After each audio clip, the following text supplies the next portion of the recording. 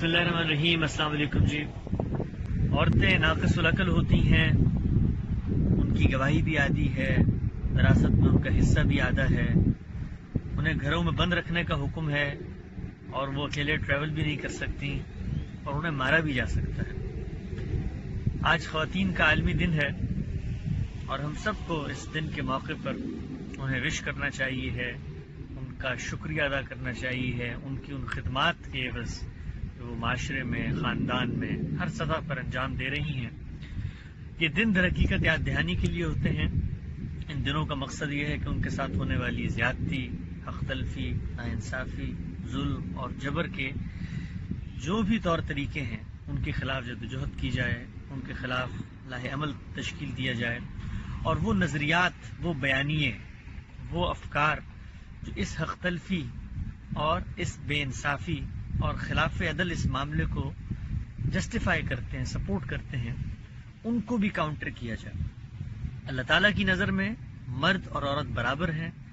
اس نے ان دونوں کو دنیا میں برابر کینڈیڈیٹس کی صورت میں اس امتحان میں شریک کیا ہے اور نتیجے کے اعتبار سے بھی یہ دونوں جنت کی شہریت بالکل برابری کی سطح پر حاصل کریں گے۔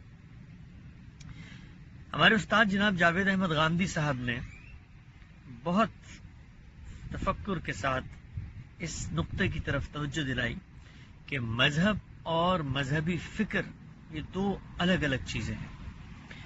عورتیں جس وقت مذہب کا نیریٹو سنتی ہیں اور ان کو بتایا جاتا ہے کہ دین آپ کے بارے میں کیا سوچتا ہے، تو وہ چیزیں ایسی ہیں کہ جن کو اگر آپ حق تلفی سے تعبیر کریں تو یہ غلط نہ ہوگا، جنہیں اگر آپ زیادتی سے تعبیر کریں تو یہ غلط نہ ہوگا۔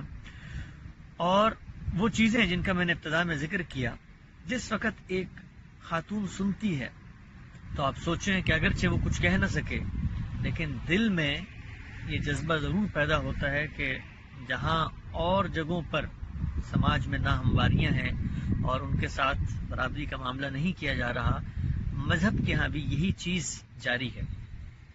غامدی صاحب نے بہت ہیمر کر کے یہ بات سمجھائی کہ ایک ہے دین، ایک ہے مذہب اور ایک ہے مذہب کی انٹرپریٹیشن، مذہب کی انڈرسٹینڈنگ، مذہب کی تفہیم، مذہب کو سمجھنے کا عمل۔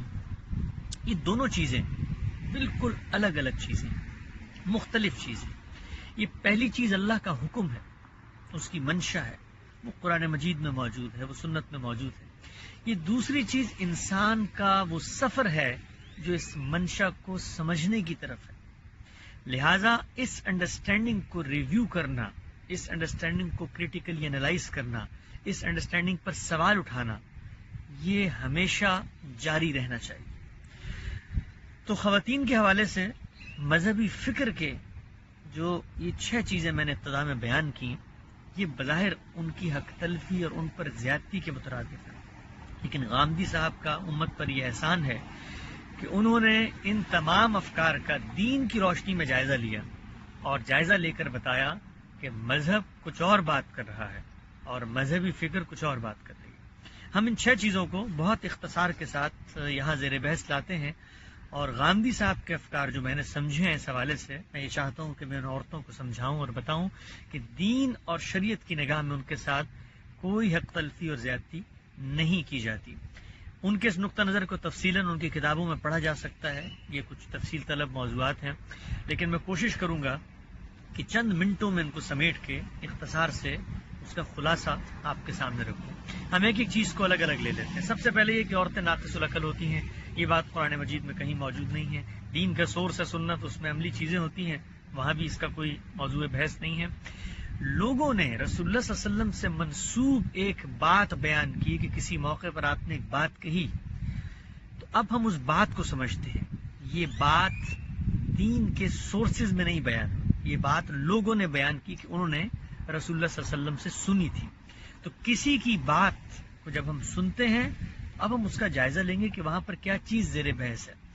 تو جب اس بات کا جائزہ لیا گیا، اور یہ بات اہم بات ہے، یعنی اگر کسی خاتون کو یہ بتایا جائے کہ رسول اللہ صلی اللہ علیہ وسلم تمہارے بارے میں یہ کہتے ہیں کہ تم ناقص العقل ہو، تو اس کے دل پر کیا گزرے گی۔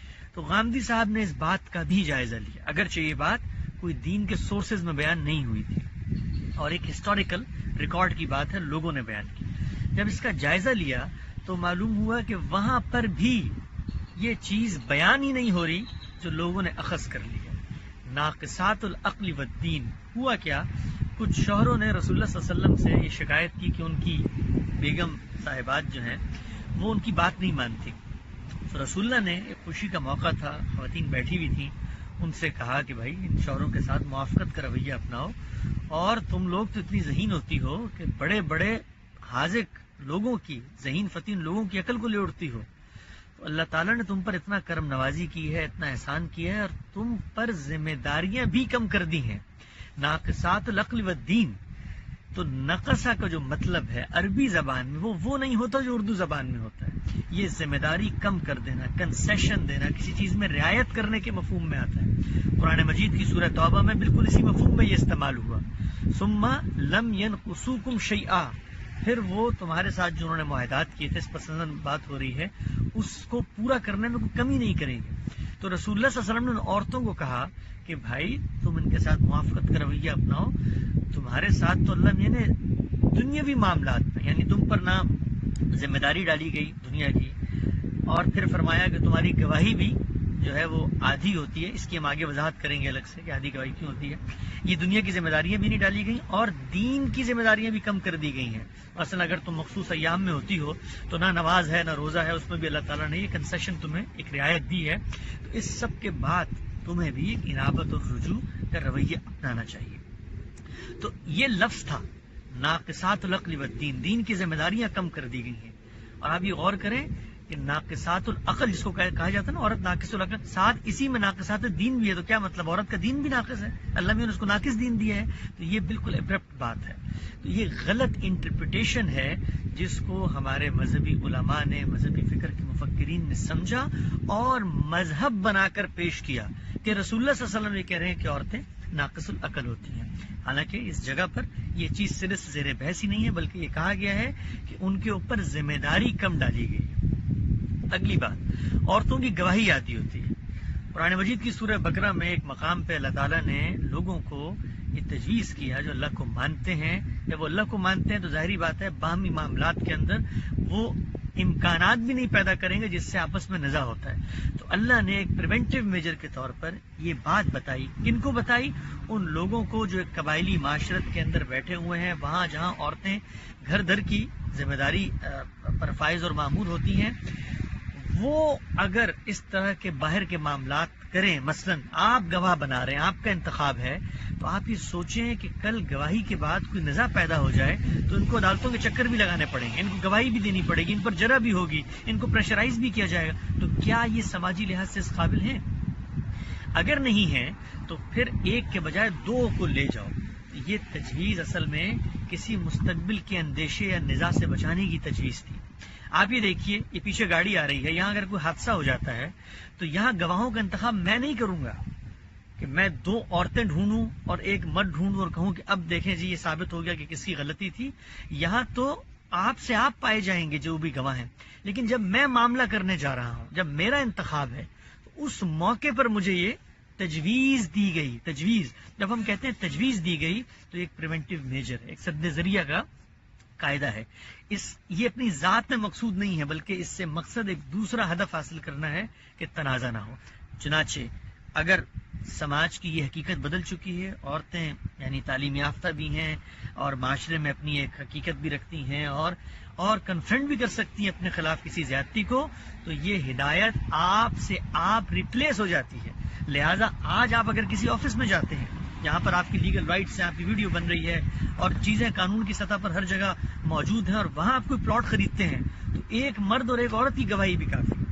لہٰذا دین کی ہر ہدایت کے کانٹیکسٹ کو سمجھنا چاہیے. تو یہ دوسری بات تھی جو ہماری مذہبی فکر میں پیش کی جاتی ہے. بظاہر عورتوں کی ایک تلفی لگتی ہے، لیکن غامدی صاحب نے بتایا، اس حکم کی اصل کو سمجھ کے بتایا، اس پر براہ راست غور کر کے بتایا کہ یہ چیز زیر بحث ہی نہیں. اس کے بعد تیسری چیز یہ تھی کہ عورتوں کو گھروں میں بند کر کے رکھنے کا حکم ہے. وَقَرْنَ فِي بُيُوتِكُنَّ، سورہ احزاب کے اندر یہ آیا ہے کہ اصلاً تو ان کو گھروں میں بند رکھنا ہے. تو یہ جو نکل رہی ہیں ابھی آج کل، چلو مجبوری ہے کوئی نہیں، لیکن اصلاً حکم یہی ہے. یہ بالعموم سمجھا جاتا ہے. قرآن مجید میں بلکہ کسی بھی کتاب کو جب آپ پڑھتے ہیں تو اس کے آگے، اس کے پیچھے، اس کا سیاق، اس کا سباق، اس کا کانٹیکسٹ، اس کے مخاطبین، اس کا موقع گفتگو، سب کو سمجھتے ہیں. لیکن یہ ستم ظریفی ہے کہ ہم قرآن مجید کو جب پڑھتے ہیں تو ان سب چیزوں کو اگنور اور نظر انداز کر دیتے ہیں. سورہ احزاب کے اندر جب آپ یہ آیت پڑھتے ہیں تو اس سے پچھلی آیت کو اگر آپ پڑھیں اور سمجھیں تو اس میں یہ کہا گیا ہے کہ اے نبی کی بیگمات، ازواج مطہرات کو، کہ تم عام خواتین کی طرح نہیں ہو. تمہارا ایک رول اور تمہارا ایک منصب ہے، اور وہ رسول جس کو معاشرے کے اندر جس پر لوگ پل پڑے ہیں، جس کو ہدف تنقید بنا لیا ہے، اس کے گھر والے بھی اب محفوظ نہیں رہیں گے. ان کی بھی کریکٹر کو لوگ شکوک و شبہات کا نشانہ بنائیں گے. تم لوگ اگر گھروں سے نکلتی رہو گی تو پھر اس کے امکانات بھی بڑھ جائیں گے. اگر رسول کے ساتھ رہنا ہے تو اس کے اس رول، اس کے اس منصب اور صورتحال کی نزاکت کو سمجھو. منافقین جو کچھ اس وقت کر رہے تھے تو اس میں بھی ایک پریونٹیو میجر کے طور پہ رسول اللہ صلی اللہ علیہ وسلم کی ازواج مطہرات پہ بات کہی گئی. اور اگر غور کریں، ہر وہ آدمی جو کسی بڑے منصب پہ ہو، اس کے خاندان، اس کے اعزہ، اس کے اقربا، اس کی بیگمات کو یہی بات کہی جاتی ہے. مثلا ایک پرائم منسٹر ہے، اس کے لیے بعض سیکیورٹی تھریٹس ہوتے ہیں، تو ان کے بچوں کو، ان کی بیگمات کو یہ بتایا جاتا ہے کہ آپ کی کچھ ذمہ داریاں ہیں، آپ نے اس طریقے سے معاشرے میں بہیو کرنا ہے. تو یہ ان کی حق تلفی یا زیادتی نہیں ہوتی، بلکہ جس چیز کو انہوں نے اپنا لیا ہے، جس رول کے ساتھ وہ کھڑے ہوئے ہیں، کہ اس کے کچھ تقاضے ہیں. لہذا تیسری چیز کہ عورتوں کو گھر سے نکلنے نہیں دیا جائے گا. دین اور مذہب میں ایسی کوئی بات نہیں ہے. جو بات موجود تھی وہ ایک خاص صورتحال میں رسول اللہ صلی اللہ علیہ وسلم کی ازواج مطہرات، اور خود قرآن نے واضح کر دیا کہ اے امہات المومنین، تم عام عورتوں جیسی نہیں ہو. چوتھی چیز یہ کہ وہ سفر نہیں کر سکتی، محرم کی شرط ہے ان کے ساتھ. یہ بات بھی بالکل بے بنیاد ہے، غلط ہے. ایک غلط چیز کو آپ اگر غلط جگہ پلیس کریں گے تو اس سے ہی نتیجہ نکلے گا. رسول اللہ صلی اللہ علیہ وسلم نے اپنے معاشرے کے اندر، قبائلی معاشرہ تھا، لوگ پیدل سفر کرتے تھے، گھوڑوں پہ سفر کرتے تھے، بسا اوقات ہفتے مہینے لگ جاتے تھے. راستے میں رازنوں کا ڈر رہتا تھا، قافلوں پہ حملے ہو جاتے تھے، ریپ کر دیے جاتے تھے. اس صورتحال میں، اس معاشرت میں جہاں پر سفر کے اسباب نہیں تھے، لوگوں کو یہ تجویز دی، جیسے ایک دانا، ایک حاذق، ایک حکیم شخص یہ تجویز دیتا ہے کہ جب تم نکلو، عورتوں کو کہا، تو پھر اپنے مردوں کو بھی ساتھ رکھو، یہ لمبے اسفار ہو. تو یہاں بھی آپ دیکھیں کہ یہ جو ہدایت کا رخ ہے وہ بھی ایک پریونٹیو میجر ہے، ایک سد ذریعہ کا ہے. اس سے کچھ اور اچیو کرنا ہے، ان کی سیفٹی سیکیورٹی پیش نظر ہے. لہٰذا اگر آج کے دور میں ہمیں یہ اعتماد ہوتا ہے کہ ہم اپنی بچی کو، اپنی بہن کو، اپنی ماں کو جہاز میں بٹھا دیں گے اور وہ کراچی سے نیو یارک پہنچ جائیں گی، تو یہ ہدایت اصل میں عورتوں سے متعلق ہوتی ہی نہیں ہے. لیکن ہمیں اگر کبھی اندیشہ ہو کہ ہماری بیٹی نے، ہماری بہن نے رات گئے کسی جگہ پر جانا ہے، تو پھر ہم بھی یہی کہیں گے کہ جاتے ہوئے بھائی کو ساتھ لے جاؤ، ابو کو ساتھ لے جاؤ، ماموں کو بتا دو. یہ سب چیزیں، یہ سب ہدایات اپنے کانٹیکسٹ میں بالکل متعلق ہو جائے. لیکن جب آپ ان کو علل اطلاق عورتوں کے اوپر لگاتے ہیں اور پھر کہتے ہیں کہ وہ ڈرائیونگ بھی نہیں کر سکتی، اور پھر آپ وہ کہتے ہیں کہ وہ حج عمرہ بھی نہیں کر سکتی، تو پھر یہ چیز ایک غلط تاثر دیتی ہے. اور مذہب میں اس طرح کی کوئی چیز نہیں. تو یہ ہو گئی چوتھی چیز. پانچویں اور چھٹی چیز کو ہم دیکھتے ہیں بہت اختصار سے. پانچویں چیز یہ تھی کہ عورتوں کا وراثت میں حصہ آدھا ہے. یہ بالکل غلط فہمی ہے، بے بنیاد بات ہے. قرآن مجید کا آپ مطالعہ کریں، عورتوں کا وراثت میں حصہ آدھا نہیں ہے. ماں اور باپ کا حصہ برابر ہے، ایک مرد ہے، ایک عورت ہے. کلالہ رشتہ دار جن میں سے آپ جن کو نامینیٹ کرتے ہیں، جب آپ نامینیٹ کرتے ہیں تو ان کے بہن بھائیوں میں بھی قرآن مجید کہتا ہے کہ جو رقم ہے اس کا 2/3 تقسیم ہو جائے گا، تو بقیہ رقم کا، تو ان میں بھی بہن بھائیوں کو برابر حصہ ملے گا. بہن عورتیں ہیں، بھائی مرد ہیں، برابر حصہ ملے گا. تو پھر یہ کیوں کہا جاتا ہے کہ عورتوں کا حصہ آدھا ہے؟ یہ غلط بات ہے. عورتوں کا حصہ آدھا نہیں ہے، بلکہ بیٹوں کی نسبت بیٹیوں کو آدھا ملتا ہے. بیٹوں کی نسبت بیٹیوں کو آدھا کیوں ملتا ہے؟ اس کا ایک ریشنل، اس کی ایک وجہ ہے. یہاں یہ چیز زیر بحث نہیں ہے کہ وہ عورتیں ہیں اور یہ مرد ہیں، بلکہ ان کے ساتھ جو ایک ذمہ داری متعلق ہے اس کو پیش نظر رکھ کر اللہ میاں نے یہ حصے تشکیل دی ہے. وہ کیا ہے؟ وہ یہ ہے کہ جو مرنے والا ہے اس کے ساتھ جو بانڈ اور تعلق ہے وہ منفعت کے لحاظ سے، منفعت یعنی فائدہ پہنچانے کے لحاظ سے کس کا زیادہ ہے، بیٹوں کا ہے یا بیٹیوں کا ہے. یہ ان جنرل سوسائٹی میں کیا ہوتا ہے؟ ان جنرل سوسائٹی میں ہوتا ہے کہ بیٹیاں جس وقت شادی کر لیتی ہیں تو ان کی منفعت شوہروں کی طرف منتقل ہو جاتی ہے، لیکن والدین کی ذمہ داری وہ بیٹوں ہی کے اوپر رہتی ہے. بیٹے ہی ہیں وہ جو سنبھالتے ہیں، اس لیے بیٹوں کو بیٹیوں سے دگنا دیا گیا۔ کچھ شخص یہ کہہ سکتا ہے کہ بہت سارے بیٹے نہیں بھی سنبھالتے، اس کا بھی دین نے جواب دیا، اگر نہیں سنبھالتے تو جو بیٹوں کو دینا تھا، آپ اگر چاہیں اس خوف کے ساتھ کہ آپ اند اللہ بھی جواب دیں گے، آپ بیٹوں کو حق بھی کر سکتے ہیں۔ اور اگر بیٹے نہیں ہیں، بیٹیاں ہیں، یا ایک بیٹی ہے جس نے سنبھال لیا، بیٹے موجود ہیں انہوں نے نہیں سنبھالا، تو آپ بربنائے خدمت اور بربنائے ضرورت اس بیٹی کے حق میں سارے مال کی بھی وصیت کر سکتے ہیں۔ تو وہاں تو آدھا رہا ہی نہیں، آپ سارا مال بھی اس کو دے سکتے ہیں۔ تو یہاں بیٹا اور بیٹی زیر بحث ہے، اس کو بہت دقت نظر سے سمجھنا چاہیے ہے کہ ماں اور بیٹا یہ دونوں برابر نہیں ہیں۔ کیوں؟ وہ کہہ سکتا ہے ماں عورت ہے، بیٹا مرد ہے، مرد عورت تو برابر ہوتے ہیں۔ نہیں، ماں اپنی منصبی حیثیت اور ذمہ داری کے لحاظ سے بیٹے سے برتر ہے۔ اسی طریقے سے یہاں پر جو حصے کم کر دیے ہیں بیٹیوں کے اور بیٹوں کو دگنا دیا گیا ہے، تو وہ بھی ان کی اس جو منفعت ہے، جو فائدہ والدین کو پہنچتا ہے، اس لحاظ سے۔ لہذا مرد اور عورت کے حصوں میں کوئی ڈسکرمنیشن روا دین میں نہیں رکھی گئی۔ آخری چیز ہے کہ ان کو مارا بھی جا سکتا ہے۔ یہ بات بھی بہت غلط فہمی کا باعث بنتی ہے اور اس کو بالکل غلط انٹرپریٹ کیا گیا ہے۔ دیکھیے قرآن مجید یہ کہتا ہے، اس کی یہ منشا ہے، انسانی عقل بھی یہی سمجھتی ہے، انسانی معاشرت بھی اسی نتیجے پہ پہنچی ہے کہ خاندان کا ادارہ، وہ جو بچہ پیدا ہوتا ہے ایک ناتواں ہستی جو نہ بول سکتا ہے، جو نہ اپنی خواہشات کا اظہار کر، جو نہ اپنی ضروریات کی طرف متوجہ کر سکتا ہے، اس کی نگرانی، اس کی نگہداشت، اس کی پرداخت، اس کی تعلیم، اس کی تربیت، اس کے خورونوش کی ذمہ داری، اس کو سنبھالنا، یہ کام ہے جو خاندان کرتا ہے۔ تو خاندان کی بہت اہمیت ہے دین کی نظر میں، اور وہ یہ چاہتا ہے کہ یہ جو ایکسکلوسیو بانڈ بنا ہے اس کی پروٹیکشن کے لیے وہ قائم اور دائم رہے۔ قرآن مجید ایک موقع پہ یہ تجویز کرتا ہے کہ اگر کبھی یہ لگے کہ اس خاندان کو توڑنے کی کوشش شروع کر دی گئی ہے، نشوز سے اس کو تعبیر کیا گیا ہے کہ خاندان برقرار نہیں رہ سکتا۔ کیا مطلب خاندان برقرار نہیں رہ سکتا؟ مطلب یہ ہے کہ جو شوہر تھا اس کو شوہر ماننے سے انکار کر دیا گیا ہے، بغاوت پہ اتر آئی ہے ایک بیگم، ایک خاتون، وہ اس کی ایک بہت بین مثال کہ وہ کسی اور کو شوہر سمجھ بیٹھی، یا وہ شوہر کی بات کا مطلب یہ ہے کہ یہ نہیں کہ اس نے کہا نمک کم ڈالا ہے تو اس نے کہا کہ نمک کم نہیں ڈالا تو یہ بغاوت ہوگی، نہیں، بلکہ شوہر کو شوہر ماننے سے انکار کر دے۔ تو اب یہ موقع ہے کہ جس موقع پہ خاندان ٹوٹ رہا ہے، بکھر رہا ہے، برباد ہو رہا ہے، اور نقصان کس کو ہوگا؟ اس چھوٹے ناتواں بچے کو۔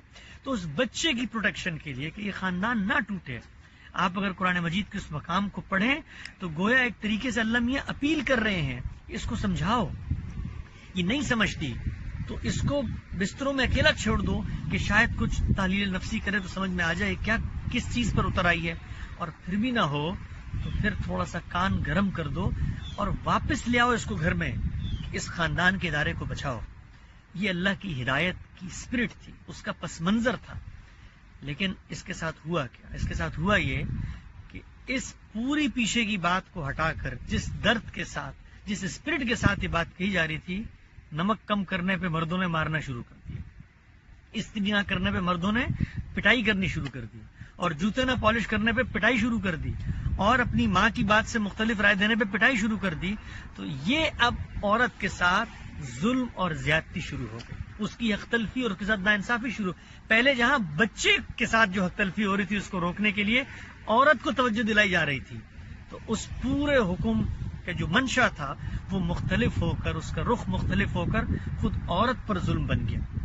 تو انسانی عقل بھی یہ کہتی ہے، انسانی شعور بھی یہ کہتا ہے کہ جس وقت کوئی بھی چیز حق تلفی کا باعث بن رہی ہو تو وہاں قانون حرکت میں آتا ہے۔ تو گاندھی صاحب نے اس پر ایک آرٹیکل لکھا ہے عورت کی تعدیب کے عنوان سے، اس میں انہوں نے بتایا ہے کہ جس وقت یہ صورتحال ہو جائے تو پھر قانون نافذ کرنے والے ادارے ہیں، ریاست ہے، عدلیہ ہے، جو معاشرے کا نظم اجتماعی ہے، اس کے ہاتھ میں یہ طاقت ہے کہ وہ پھر حق تلفی کو روکے اور اس مرد کو روک دے کہ اب تم یہ کام نہیں کر سکتے۔ لہٰذا اگر کوئی قانون بنتا ہے کہ مردوں کو اگر یہ صورت پیش آ جائے نشوز کی کہ عورتیں ان کی بات نہیں مان رہی اور خاندان برباد ہو رہا ہے، بچے بگڑنے والے ہیں، تو پھر وہ اداروں سے رجوع کریں، کیونکہ انہوں نے اپنے اس حق کو غلط استعمال کیا۔ لہٰذا اگر یہ قانون بن جاتا ہے تو عورتوں کے اوپر ہاتھ قریب کرنا بھی جرم بن جائے گا، ان کو ڈرانا بھی جرم بن جائے گا۔ تو یہ اس پس منظر کا حکم ہے جس کے پیچھے یہ اسپرٹ کار فرما تھی. تو یہ بھی ایک بڑی غلط فہمی ہے کہ عورتوں کو مارا جا سکتا ہے. اور عورتوں کے ساتھ اس میں ایک سوال یہ بھی پیدا ہوتا ہے کہ عورتیں کہتی ہیں کہ اگر مرد اپنا حق ادا نہ کر رہا ہو, وہ چیٹنگ کر رہا ہو, وہ نشوز پہ اتر آئے, تو پھر ہمیں یہ حق کیوں نہیں دیا دین نے؟ اس کا جواب بہت سادہ ہے کہ جب آپ ایک ادارہ بناتے ہیں, ایک انسٹیٹیوٹ بناتے ہیں, اس کے اندر ایک اتھارٹی قائم کرتے ہیں. دنیا کا کوئی نظام اتھارٹی کے بغیر نہیں چل سکتا. تو خاندان کے ادارے میں جو ذمہ داری لیتا ہے وہ اتھارٹی بنتا ہے. مرد بالعموم ذمہ داری لے کے اتھارٹی بن جاتے ہیں. تو جب آپ اتھارٹی کو چیلنج کرتے ہیں تو اس کے کچھ نارمز ہیں, اس کے کچھ طریقے ہیں. مطلب میرے والد صاحب کی مجھ پہ ایک اتھارٹی ہے, وہ غلطی کرتے ہیں تو میں ان کا کان نہیں پکڑ سکتا. ایک کانسٹیبل جس وقت میں سڑک پہ آتا ہوں مجھے روکتا ہے تو اس کی مجھ پر اتھارٹی ہے. وہ اگر غلطی کرے تو میں اس کو گرفتار نہیں کر سکتا, میں اس کو پکڑ کے گاڑی میں نہیں ڈال سکتا. تو ہر چیز کا ایک طریقہ ہوتا ہے, یہ حفظ مراتب ہے. تو شوہر اگر غلطی کرتے تھے تو اس کا طریقہ یہ تھا کہ آپ خاندان کے بڑوں کو, آپ اپنے اعزہ کو, آپ شوہر کے والدین کو, اس کی والدہ کو, معاشرے کے لوگوں کو, ریاست کے فریقین کو, سب کو شامل کر سکتے ہیں کہ اس کو سمجھاؤ کہ یہ صحیح جگہ پر آ جائے گا. صحیح جگہ پر نہیں آئے گا تو پھر یہ ہمیں نقصان پہنچائے گا. تو یہ چند یعنی 6 کے قریب میں نے لسٹ کی بنیادی چیزیں ہیں جو مذہبی فکر میں پائی جاتی ہیں اور عورتوں کی حق تلفی کا ایک نیریٹو فراہم کرتی ہیں. امت پر گاندھی صاحب کا یہ بہت بڑا احسان ہے کہ انہوں نے اپنی زندگی کھپا کر جہاں پورے دینی فکر کو ریکنسٹرکٹ کیا, اس کو کریٹیکلی انالائز کیا, اس کے اوپر غور و فکر کر کے جو مذہب کی ہدایات تھیں ان کو براہ راست سمجھا اور بتایا کہ مذہبی انٹرپریٹیشن غلط ہو سکتی ہے, مذہب غلط نہیں ہے. تو آج کے دن بھی میں دنیا بھر میں موجود عورتوں کو یہ پیغام دینا چاہتا ہوں دین اور مذہب کے ایک ادنا سے طالب علم کی حیثیت سے کہ دینی روایت کو جب آپ کے سامنے پیش کیا جاتا ہے تو ہمیشہ اس بات پر غور کریں کہ کہیں یہ انٹرپریٹیشن تو نہیں ہے. اگر انٹرپریٹیشن ہے تو اس میں انسان آگے ہے, وہ غلطی کر سکتا ہے, اس کے سمجھنے میں غلطی ہو سکتی ہے. اور ان سب چیزوں پر اس پہ گاندھی صاحب نے کام کیا, وہ لکھا ہوا موجود ہے, تفصیلی طور پر اس کو دیکھا بھی جا سکتا ہے. یہ بات واضح ہوتی ہے کہ خدا کے دین میں مردوں کے ساتھ عورتوں کی نسبت کوئی برتری کا جذبہ نہیں ہے اور عورتوں کے ساتھ کوئی زیادتی یا حق تلفی کا جذبہ نہیں ہے. خدا کی اس کائنات میں دونوں برابر ہیں اور قیامت کے دن بھی جنت کی شہری کے لحاظ سے دونوں وہاں پر موجود ہوں.